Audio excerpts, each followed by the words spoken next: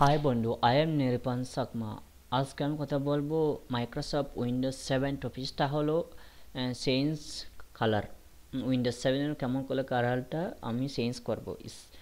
আপনার প্রথমে যাবেন কোথায়, রাইট ক্লিক করে পার্সোনালাইজ যাবেন, যাওয়ার মধ্যে আপনারা কোথায় উইন্ডোজ কালার ক্লিক করবেন। আপনারা ক্লিক করার মধ্যে আপনারা বিবিধ রকমের আপনারা কালার দেখতে পাচ্ছেন। আমি এখন কালারটা একটু চেঞ্জ করে দেখি। এখন দেখেন চেঞ্জ হয়ে যাচ্ছে না? স্টার্টে যাবেন, চেঞ্জ হয়ে যাচ্ছে, অনেক চেঞ্জ হয়ে যাবে। দেখছেন খুব সুন্দর লাগছে। রিড হলে দেখছি সবগুলো চেঞ্জ হয়ে যাচ্ছে না?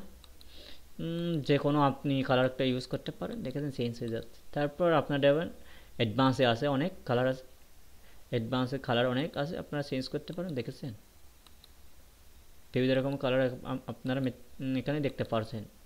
আপনাদের কম্পিউটার অন্যরকম আসতে পারে, কিন্তু আমি অ্যাডভান্সের মধ্যেও এই চেঞ্জটা হয়ে যায়। এখন দেখতে পাচ্ছেন বিভিন্ন রকমের।